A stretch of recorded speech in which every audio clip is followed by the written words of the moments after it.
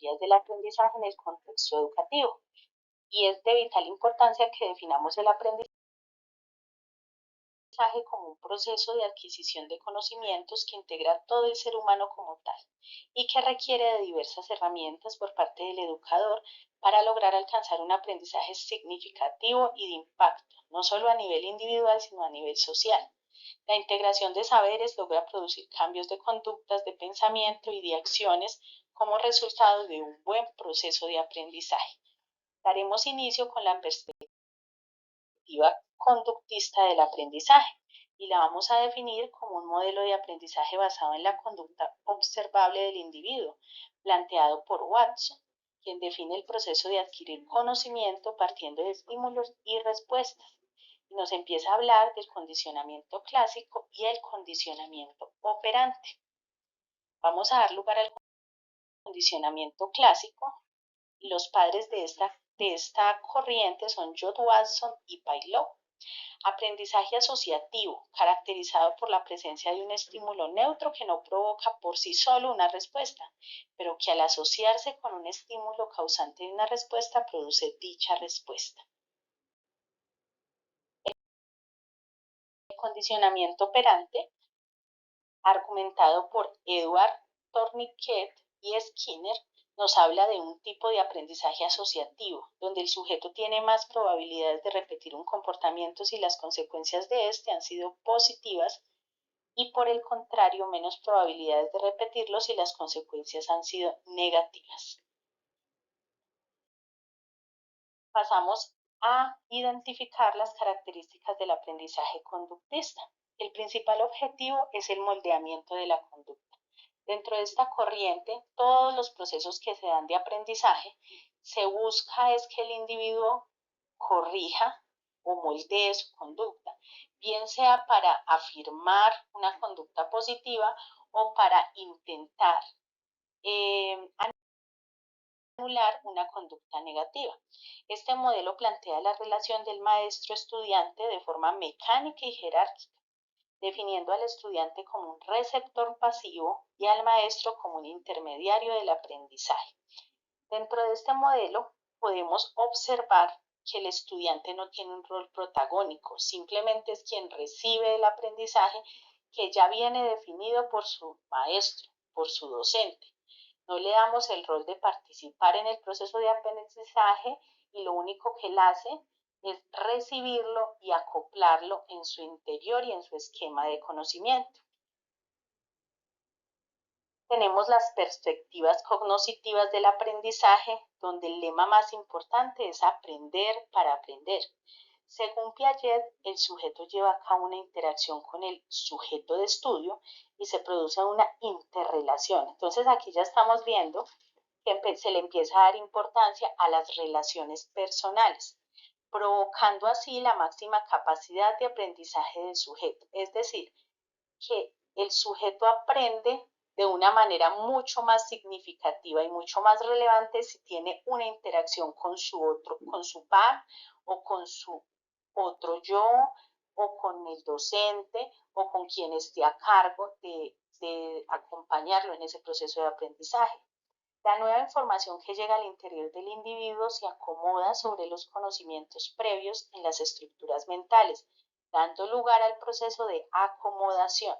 En el momento en que el sujeto logra el equilibrio entre lo nuevo y lo viejo, se produce el aprendizaje. El propio estudiante produce su propio conocimiento.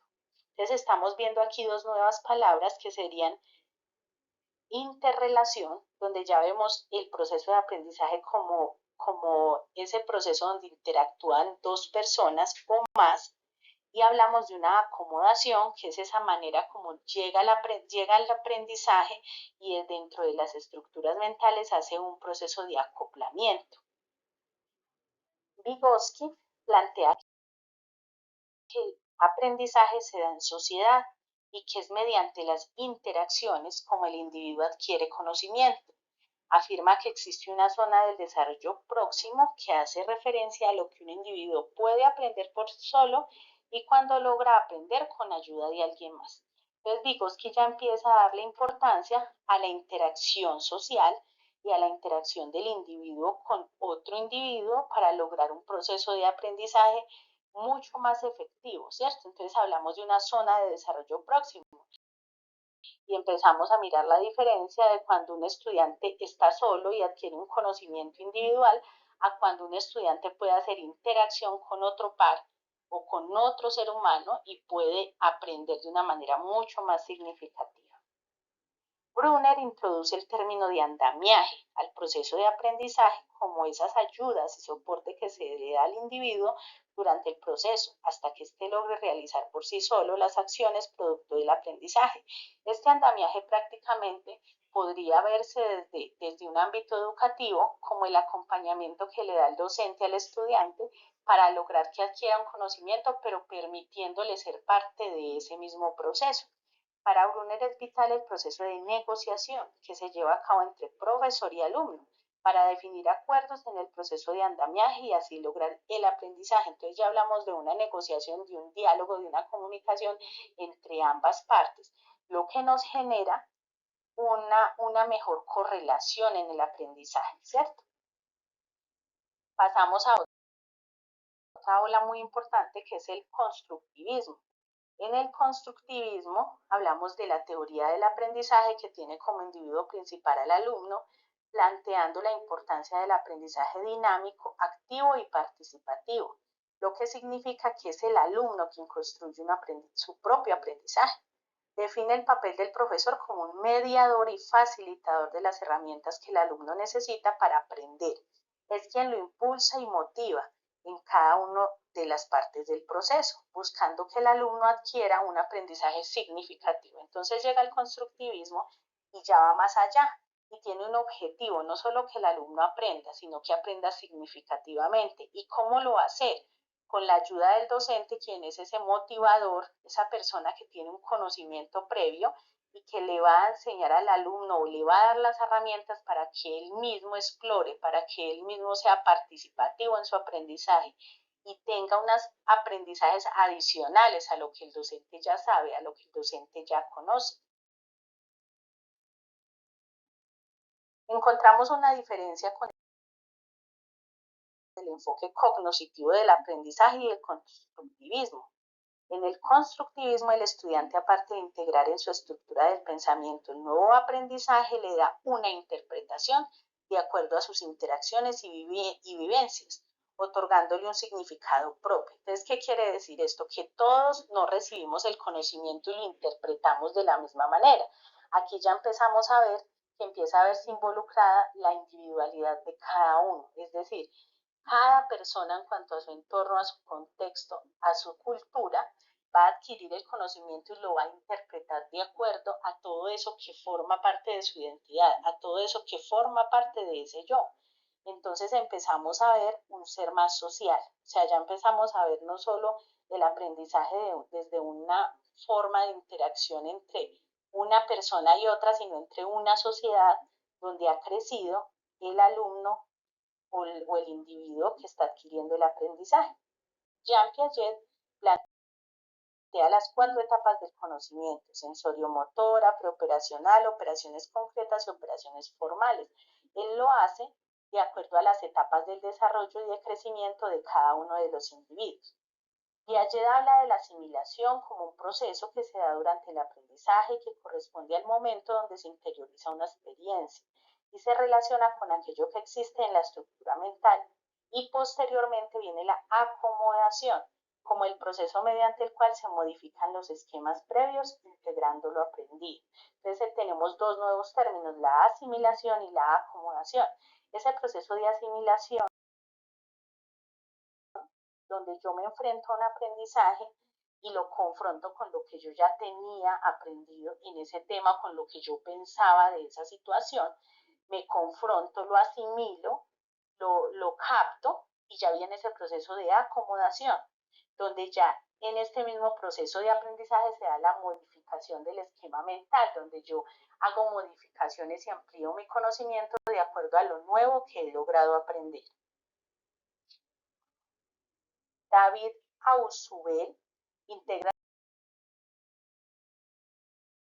la importancia del aprendizaje significativo como el proceso que se da cuando el alumno integra nuevos conocimientos a aquellos que ya estaban en su estructura mental. Es un crecimiento, es una evolución, ¿cierto? Ya hablamos del aprendizaje como una evolución, es un proceso evolutivo del aprendizaje, donde yo no solo me quedo con ese aprendizaje empírico, sino que yo lo voy nutriendo y a medida de que yo voy nutriendo ese aprendizaje, entonces voy haciéndolo significativo porque va creciendo y van cambiando estructuras mentales y va siendo a nivel evolutivo. Entonces ya se convierte en un proceso significativo. Según Ausubel, el aprendizaje dentro del aula puede darse en dos dimensiones. El aprendizaje